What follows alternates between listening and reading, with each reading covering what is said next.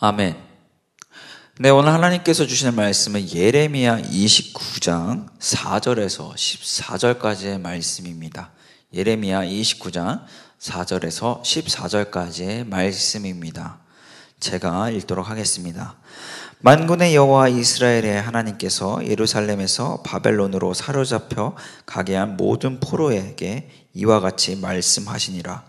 너희는 집을 짓고 거기에 살며 텃밭을 만들고 그 열매를 먹으라. 아내를 맞이하여 자녀를 낳으며 너희 아들이 아내를 맞이하며 너희 딸이 남편을 맞아 그들로 자녀를 낳게 하여 너희가 거기에서 번성하고 줄어들지 아니하게 하라. 너희는 내가 사로잡혀 가게 한 그 성읍의 평안을 구하고 그를 위하여 여호와께 기도하라. 이는 그 성읍이 평안함으로 너희도 평안할 것임이라. 만군의 여호와 이스라엘의 하나님께서 이와 같이 말하노라. 너희 중에 있는 선지자들에게와 점쟁이에게 미혹되지 말며 너희가 꾼 꿈도 곧이 듣고 믿지 말라. 내가 그들을 보내지 아니하였어도 그들이 내 이름으로 거짓을 예언함이라. 여호와의 말씀이니라. 여호와께서 이와 같이 말씀하시니라. 바벨론에서 70년이 차면 내가 너희를 돌보고 나의 선한 말을 너희에게 성취하여 너희를 이곳에서 돌아오게 하리라. 여호와의 말씀이니라. 너희를 향한 나의 생각을 내가 안 하니 평안이요 재앙이 아니니라. 너희에게 미래와 희망을 주는 것이니라. 너희가 내게 부르짖으며 내게 와서 기도하면 내가 너희들의 기도를 들을 것이요 너희가 온 마음으로 나를 구하면 나를 찾을 것이요 나를 만나리라. 이것은 여호와의 말씀이니라. 나는 너희를 만날 것이며 너희를 포로된 중에서 다시 돌아오게 하되 내가 쫓아보내었던 나라들과 모든 곳에서 모아 사로잡혀 떠났던 그곳으로 돌아오게 하리라. 이것은 여호와의 말씀이니라. 아멘. 여러분들이 잘 아시는 독일의 철학자 괴테는 이 안식은 모든 난관을 지나서 있다라는 이야기를 했습니다.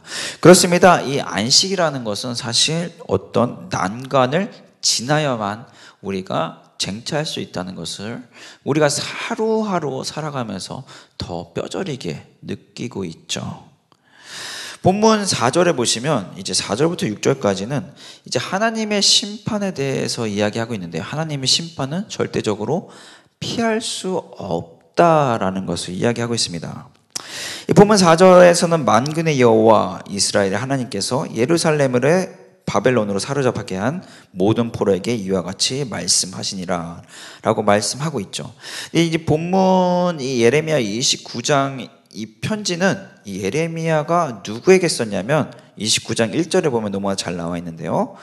예루살렘에서 바벨론을 끌고 간 포로 중 남아있는 장로들과 제사장들과 선지자들과 모든 백성에게 보냈는데, 그렇죠? 이 바벨론에게 사로잡혀간 이제 이스라엘 백성들에게 쓰였다라고 말할 수 있죠.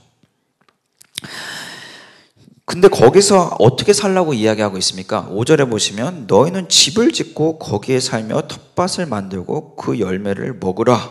그리고 6절에는 아내를 맞이하여 자녀를 낳으며 너희 아들이 아내를 맞이하며 너희 딸이 남편을 맞아 그들로 자녀를 낳게 하여 너희가 거기에서 번성하고 줄어들지 아니하게 하라 라고 말씀하고 있습니다. 분명히 바벨론으로 사로잡혀갔어요. 어떻게 보면 종으로 잡혀간 것이죠. 그곳에 포로로 잡혀갔단 말이에요. 근데 그곳에서 어떻게 살라고 요구하고 있습니까? 집을 지으래요. 텃밭을 만들고 열매를 맺고 아내와 또 맞이하고 자녀를 낳고 그곳에서 살아가라 라고 이야기하고 있습니다. 이것은 무엇입니까?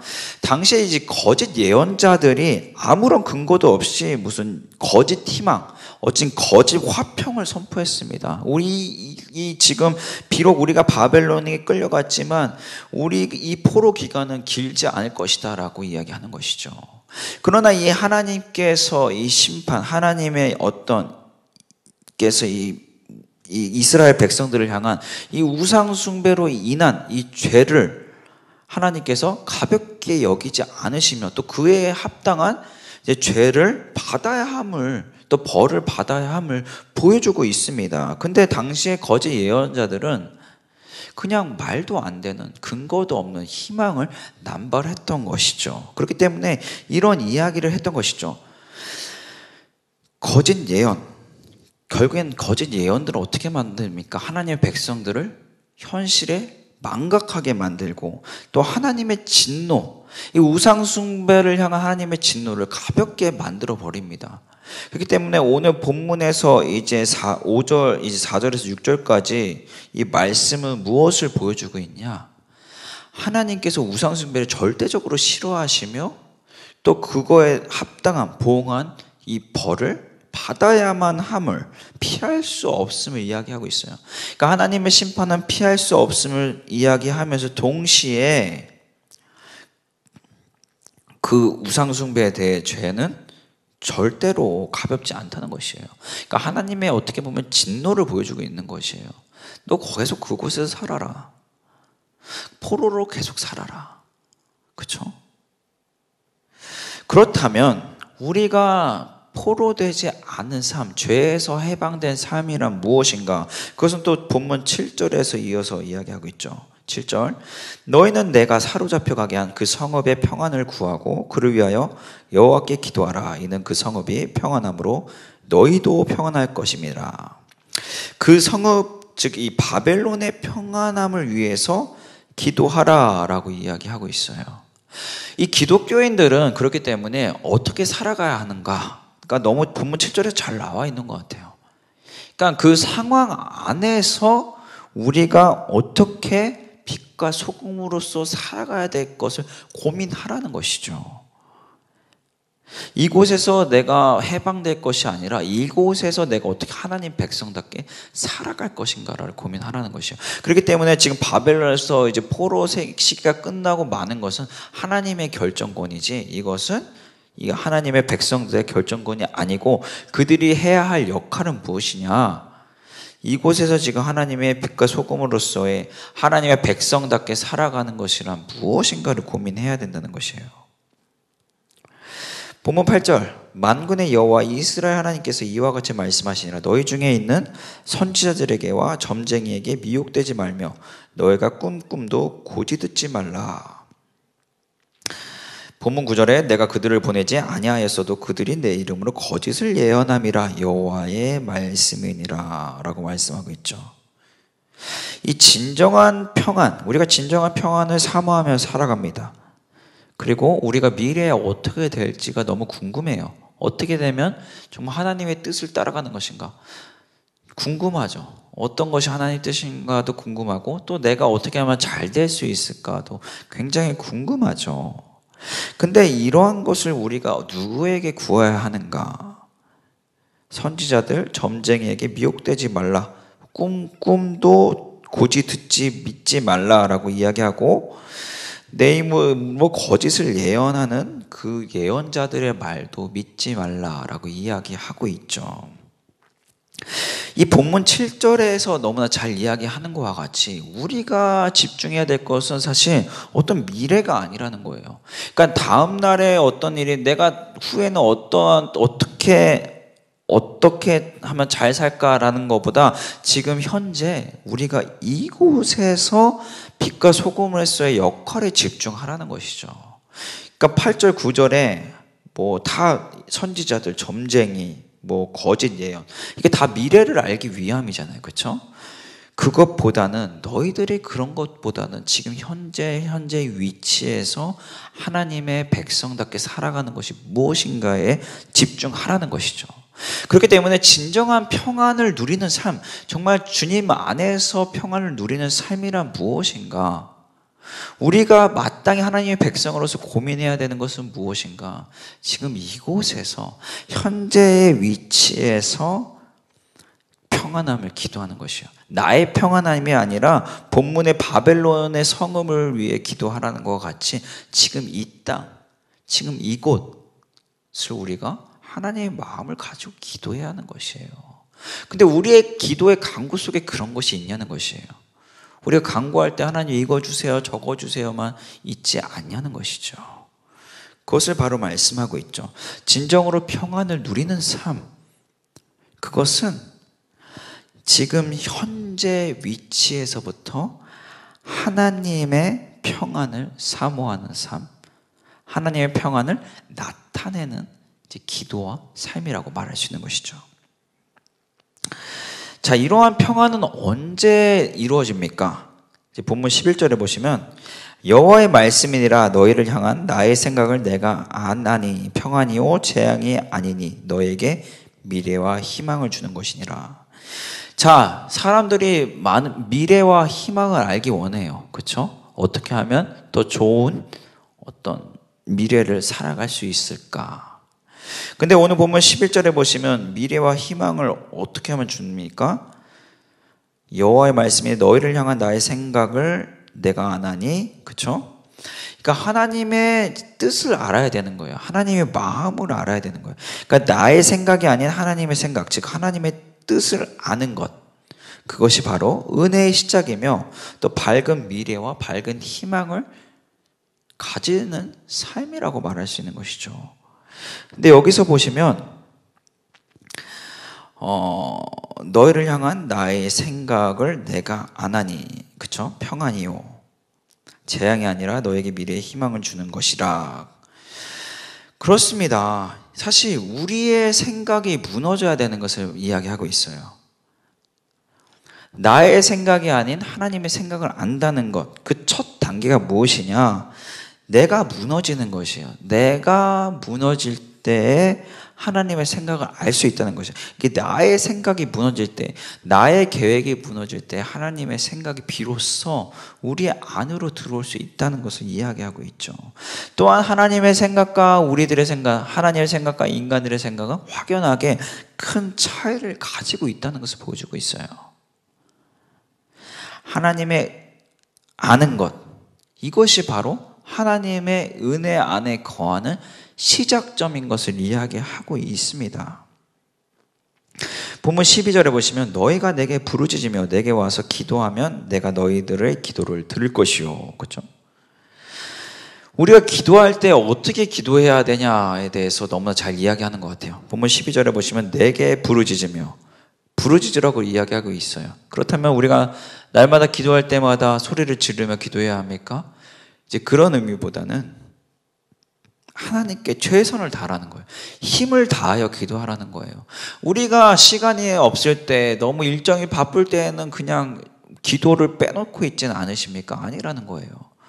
정말 우리가 시간을 쪼개서 정말 주님께 기도를 드려야 된다는 것이에요. 최선을 다하라는, 힘을 다하여서 기도하라는 것이에요.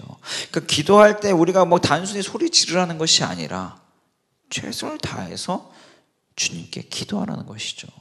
현대인들은 정말 바쁜 하루하루를 살아가고 있어요. 심지어 초등학생들조차도 너무나 바쁜 하루를 살아가고 있죠.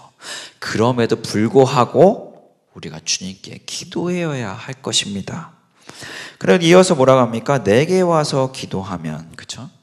우리가 기도해야 될 대상이 어디냐는 거예요. 예수 그리스도 하나님이시죠. 그렇죠? 근데 정말 주님께 기도하고 있냐는 거예요. 주님께 기도하고 있냐? 그것은 무엇입니까? 무엇을 의지하고 있느냐와 사실 상반되지 않는다고 얘기할 수 있죠. 그렇기 때문에 내가 의지하는 것, 곧 내가 기도하고 있는 대상이라고 이야기할 수 있는 것이죠. 13절 너희가 온 마음으로 나를 구하면 나를 찾을 것이요 나를 만나리라. 그렇습니다. 이제 12절의 말씀과 같이, 이제 11절에서 이 12절의 말씀과 같이 나의 생각은 무너지고 하나님의 생각을 이제 받아들이며 또 하나님께 부르짖는, 또 하나님께 최선을 다하는 기도라고 말씀을 드렸고요. 또 내게 와서 기도하면, 그러니까 하나님만을 의지하는 기도인 것이죠. 그럴 때 13절 너희가 온 마음으로 나를 구하면 나를 찾을 것이요 나를 만나리라 라고 이야기하고 있습니다. 정말 우리를 주님을 사모하죠. 그렇죠? 주님을 만나기 원하죠. 그렇다면 나의 기도는 어떠한가를 한번 돌아보아야 할 것입니다. 여러분들, 나의 생각만이 너무 나열되는 기도를 하고 있지는 않으십니까? 하나님의 뜻을 알기 위해 기도하고 있냐는 것이죠. 더 나아가서 부르짖는 기도, 그러니까 결국에는 정말 최선을 다해서 주님께 기도를 하고 있냐는 것이죠. 내게 와서 기도한다. 이것은 하나님만이 정말 의지할 대상인 것을 우리가 인지하며 살아가고 기도하고 있냐는 것이죠. 이것을 기억하며 주님께 기도할 때에 주님을 만날 수 있다라고 이야기하고 있습니다. 그렇습니다. 우리의 삶 결코 쉽지 않습니다. 또한 우리가 우상 숭배를 한다면 그거에 대한 이제 마땅한 또 죄를 받아야 함을 오늘 본문을 통해서 말씀하고 있습니다. 또한 이 우상 숭배의 죄는 정말 가벼운 어떤 하나님의 진노가 아니라 정말 주님의 정말 분노를 일으키는 정말 그러한 최악의 죄악인 것을 오늘 본문을 통하여 말씀하고 있죠. 우상숭배 하는 이유가 무엇입니까? 이때 당시에 우상숭배 했던 이유가 무엇입니까? 그것으로부터 평안을 찾았던 것이죠. 그것으로부터 이스라엘 백성들이 평안을 얻을 수 있다고 생각을 했던 것으로 보여집니다. 우리로 적용하자면 사실 돈이 우리를 평안하게 만들 수 있다라는 생각과 다를 게 없죠. 그렇죠? 근데 오늘 본문을 통해서 진정한 평안은 어디서 나온다고 이야기하고 있습니까? 하나님이에요. 당연한 것이지만 하나님이에요. 그렇기 때문에 너희들이 지금 미래를 알려고, 미래를 어떻게 되려고 거짓 예언자들이나 점쟁이들 찾아가지 말고 지금 현재 위치에서 너희들이 집중해야 될 것은 빛과 소금으로서 어떻게 살아, 하나님의 백성으로 어떻게 살아갈 것인가, 거기에 집중하라는 것이에요. 그럴 때에 우리가 정말 주님의 생각을 알고 주님의 뜻을 알고 그럴 때 정말 우리에게 진정한 참된 평안과 미래와 희망을 하나님께서 주신다라고 오늘 본문은 말씀하고 있습니다. 여러분들 하나님께 부르짖으십시오. 그리고 하나님께 나오십시오. 그리고 하나님 앞에서 기도하십시오. 그러면 주님을 만난다라고 오늘 본문은 말씀하고 있습니다. 우상 숭배가 아닌 정말 주님만을 의지하는 진정한 기도의 삶을 통해서 날마다 주님을 만나는 삶, 그래서 날마다 주님을 체험하는, 정말 역사를 체험하는 삶을 살아가시기를 주님의 이름으로 축복하고 또한 소망합니다. 기도하겠습니다. 하나님을 진정으로 구합니다. 하나님을 진정으로 만나기 원합니다. 우리가 목소리 높여 기도할 것입니다. 목소리 높인다는 것은 단순히 소리를 높인다는 것이 아니라 우리가 어떠한 환경에서도 최선을 다하여 주님께 기도드릴 것입니다. 기도의 대상, 그 어떤 다른 것이 아니라 주님을 다시 한번 고백합니다. 주님만의 의지함을 다시 한번 고백합니다. 보이는 것이 아닌 정말 우리가 육의 눈으로 보지 못하지만 그 주님을 우리가 날마다 체험하며 따라가기 원합니다. 이 시간 다시 한번 말씀하여 주시옵시고 또 우리를 통하여서 주님의 나라를 나타내 주시옵소서. 예수 그리스도의 이름으로 기도합니다. 아멘.